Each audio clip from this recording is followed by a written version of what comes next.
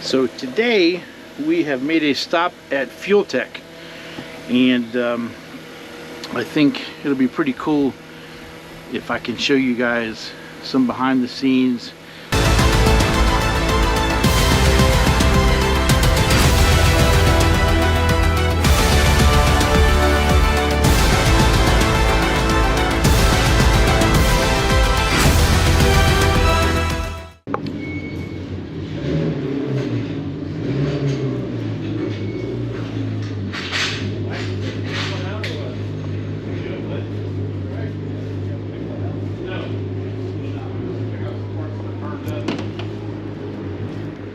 Corvette that you guys have seen many YouTube videos about.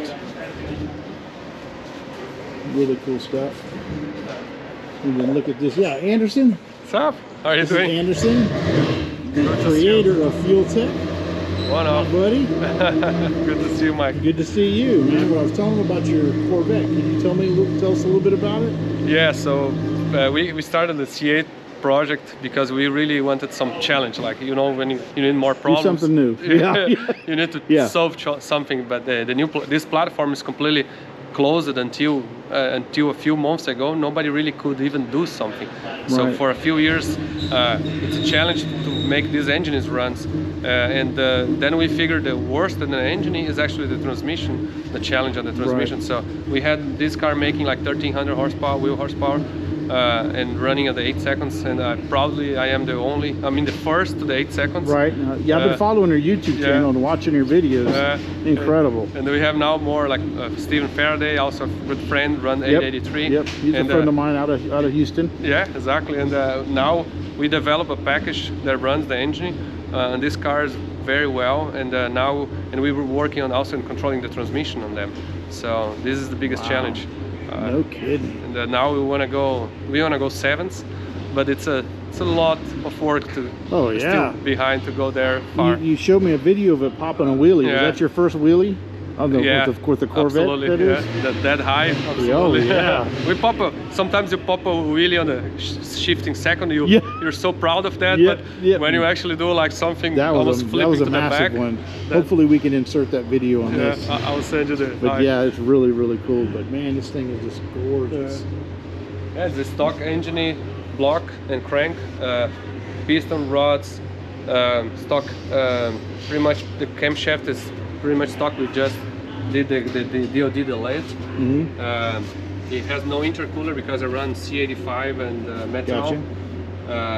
Twin turbo, our Garrett G35 1050. It's like 68 millimeter turbos. We still need to leave like at 3,300 RPM and revving like 6,500 RPM. So it's a limitation on this platform. So you need to make 1,500 horsepower on that range to be, and the car is still shifts 6 gears and quarter mile, and actually the first 4 gears it shifts in 3 seconds. So it's a bad transmission gear ratio for drag racing. Gotcha. But at the same time, like you mentioned, it may be not a very it's a specific. So I saw a video of yours where the tire exploded, or the wheel cover actually. Basically the. Yeah, you see that is the transmission control unit, the TCU right there. So what happens is like there's a few more wires than normal there, and that day I actually had. So it wasn't the tire; it was the wheel cover. Yeah. Oh, gotcha. So actually the wheel cover was a little being pressed. Okay. And I run like 29-inch tires.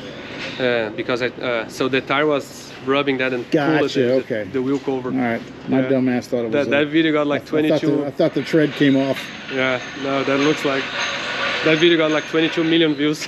Wow, I can imagine. It wasn't only you thinking that it was a tire. And I remember when you first started this project, how cool it was that you were able to get the stuff done on these things. These were some of the, I know back when I did my bed, it was nothing like this, but it was one of the hardest projects I ever had.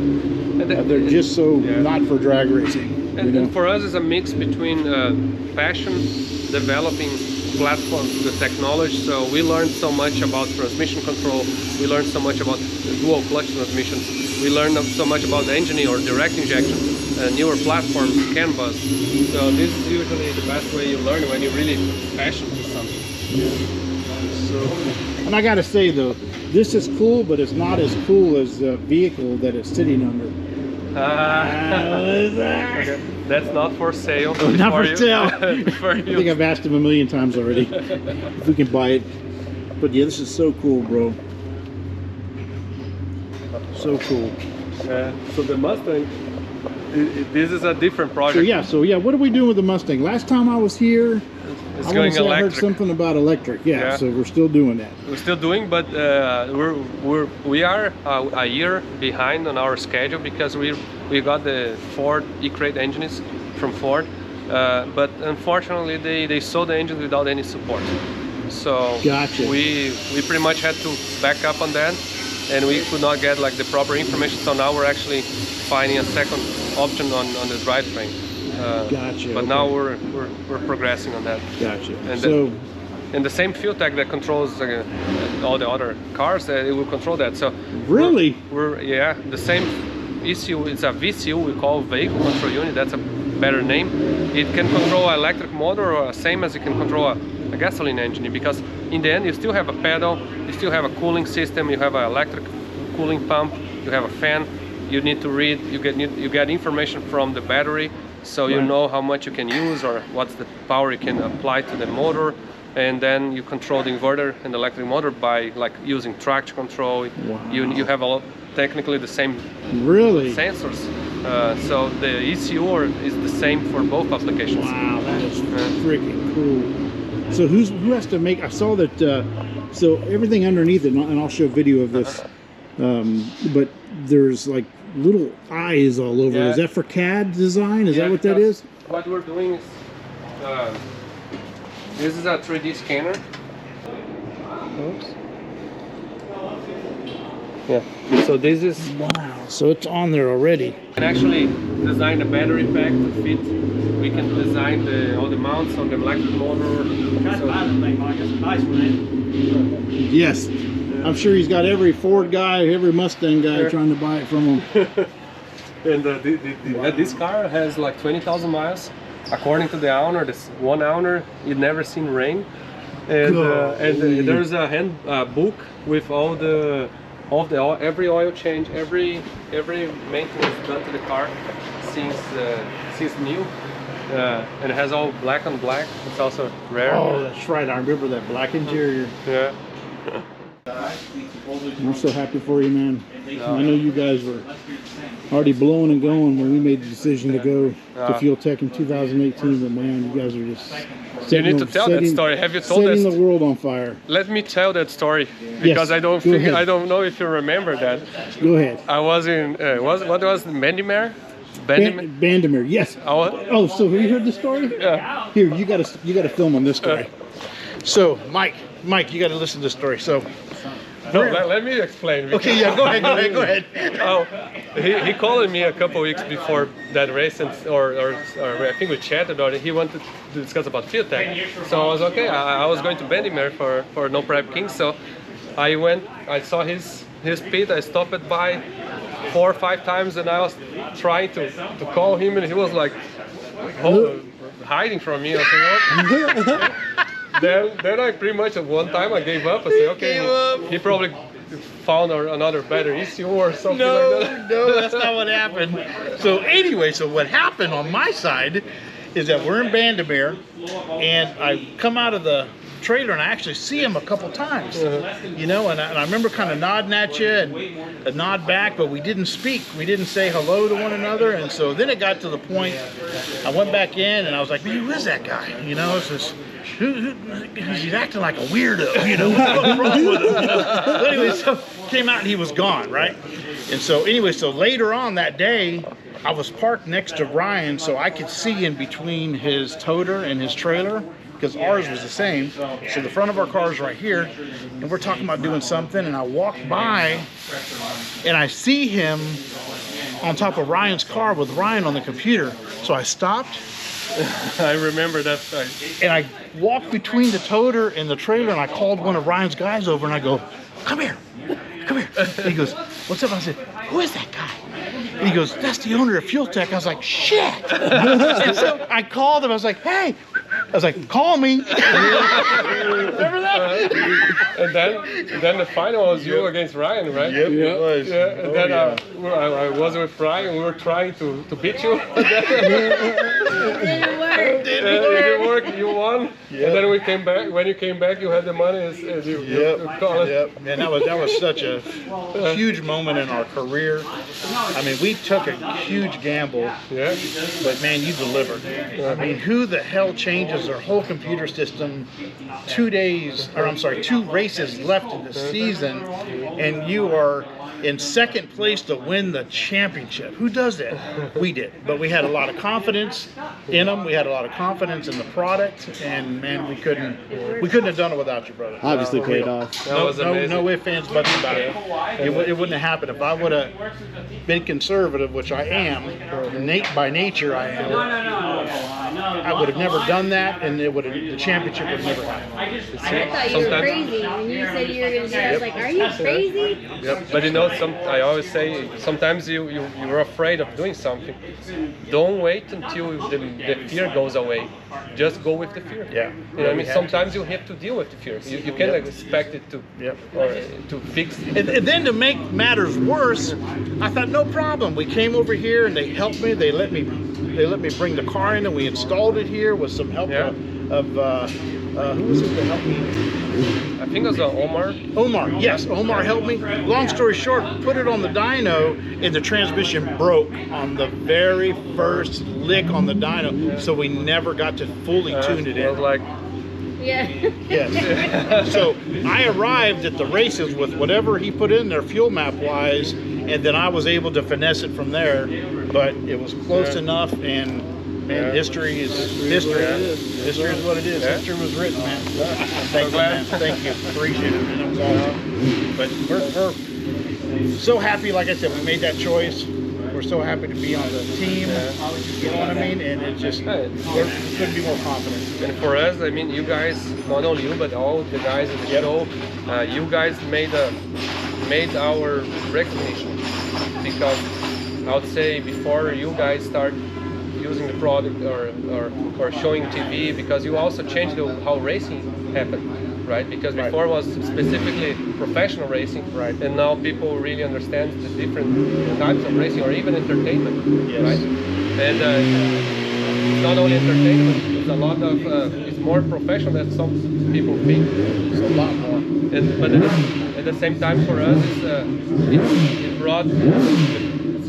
I like that sound. Yes, he does. It's distracting if you see him going, oh, I like that. But at the same time, for us, it's how you guys wearing the Fuel Tech shirt on the show.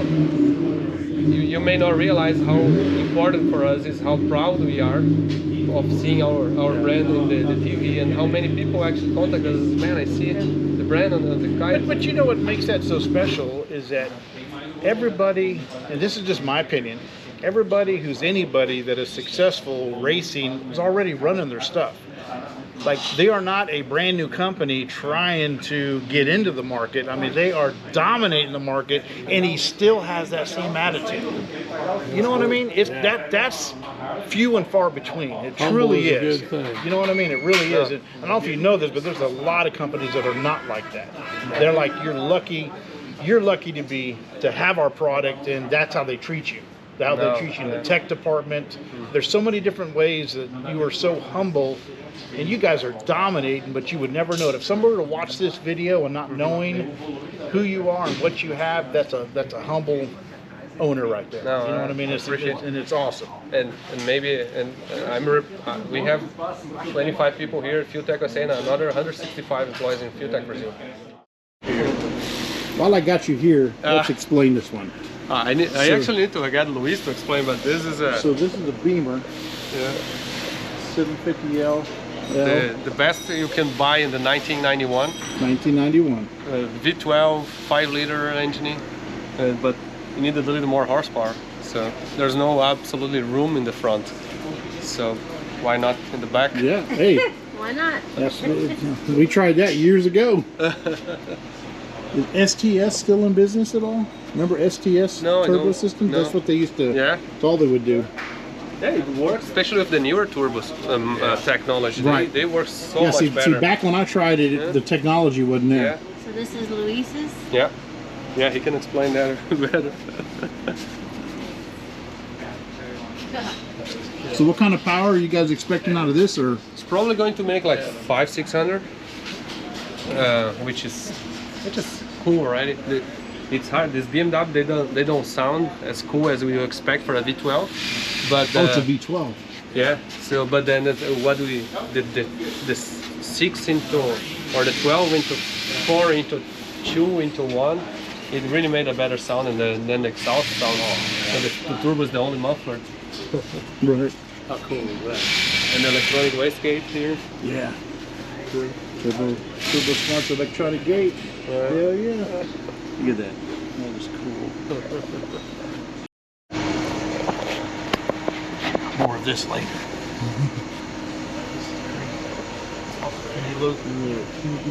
Can you load these up before we leave? I'm gonna load these up real quick. Oh yeah, With the racing simulators? racing simulator here. Won in the championship. Is this what we wanted? But he gave it away to. William didn't know it. He didn't know what it was. Yes, you would have, Michael. Don't even start that shit. Damn, that's badass. Yes, you too. would have. That was all We didn't know what was going to So happen. right, wheels off soon. Yep. That's Luis. Hi, Luis. Nice Beamer. Yeah. Yeah, these we built in 2019 or 20. Yeah, 19. Yeah. We get to go backstage. Yeah, so this is the training room. We have Fuel Tech Education. Okay. So we had the once, currently we have once a month. Right now that's got some new furniture, but yeah, that's Arcondo is one of the instructors. How are you, sir? And here we have like 3 or 5 days training, and 25 to 30 people comes, and then we do the dyno, from wiring to tuning, and and there's a guy that comes from stock, I mean OEM, a street car, from a pro mode, so mix it. Nice. Yeah.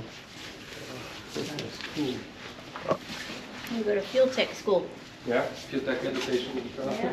I'm telling you, this would be so worth it. Yeah, yeah. If you- There's still so many things on my Fuel Tech that I don't even know how to yeah, but mess with them that we just never do. We just yeah. leave it alone. But in another sense, it's cool interacting with you, because when we met a few years ago, you were, let's say, you were not even touching anything really. We were Right. just racing, and now we discuss so much technical and advanced stuff. So Yes. I don't Yes. think you're behind. You're actually you're good in the game. Man, it was Absolutely. It was just the biggest thing about Fuel Tech that I tell everybody is this: y'all's technical side. It's like assistance, tech assistance, bar none. I mean, there is like no time, and I don't want to even advertise this, but when there's no time on the day that is a time that you can't get a hold of somebody. It's just crazy. I mean, they have a WhatsApp. You know what I mean? Like if I have a question, because we go at 4 o'clock in the morning sometimes, Yeah. that I've gotten on the WhatsApp at 4 o'clock in the morning and I can talk to somebody. Nathaniel in Australia. Yes, it's in Australia, does Puerto your- Rico. They're Nads. just everywhere. Weekends Yeah, too. You know, and weekends. Yeah. It's just amazing. No, and we know that's what it takes to Yeah, get- see, nobody's ever had that before, and you know that. I mean, Yeah. nobody's come even close to that before. Yeah. I mean, a totally different It's ballpark. honestly the best customer service. And so, like, the customer that I sell the stuff to, I'm like, don't freak out, because you're not gonna be able to get a hold of me all the time. Like when I sell big stuff and those other, like, they had to get a hold of me all the time, and then, you know, there's times, you know, we race a lot, so, but I tell the guys at Fuel Tech, I said, you don't even want to talk to me anyways. You want to talk to the guys that can give you real answers in real time, and it happens all the time. It's just Great amazing. support. Yeah, the support is just Great amazing. Amazing. That's cool. We gotta get our picture hung in here, babe. Yeah. Alex, Alex, nice to meet you. I have to put a name to it. That's my wife Lisa, that's my boss. Oh, my wife's And name this is my oldest son, Corey. Hi, nice to meet you, sir. Alex. Brother Mike. Nice to meet you, Alex. I'm Carol. Very nice to meet you. Nice to meet you.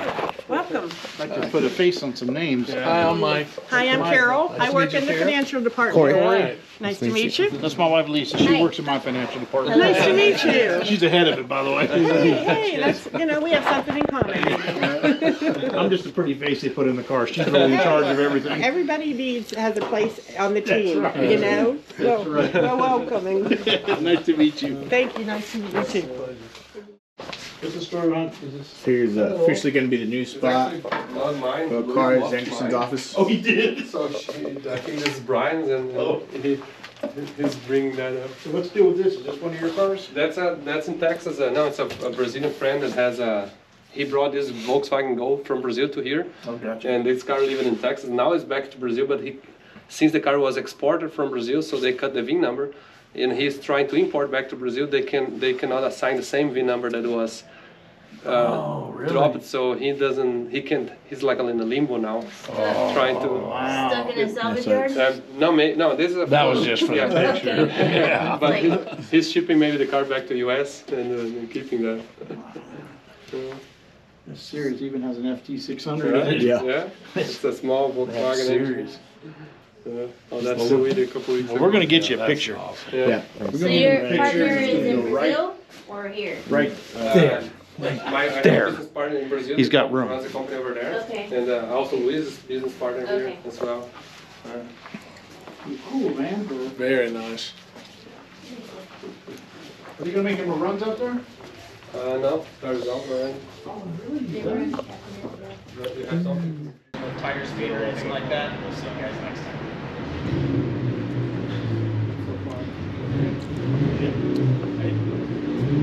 Good job. I rehearsed that for 3 days.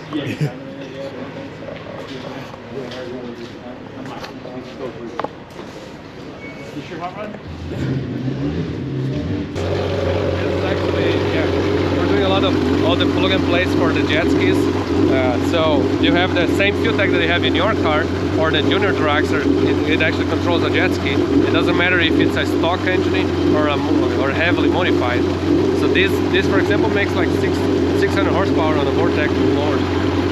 Compound turbo. Compound turbo. Compound turbo on top of the supercharger. So pretty much instead of removing the supercharger, we're actually feeding the supercharger with the turbo. So Explain to me, if you don't mind, what you did earlier when you were talking Yeah. about the back pressures and generally what they have to do. So this engine makes only 160 horsepower. It's a 1.8 liter. But when you add a supercharger, it makes like 300 horsepower, right? So if you actually, the supercharger multiplies by 2 the boost. Pretty much that is from atmosphere before.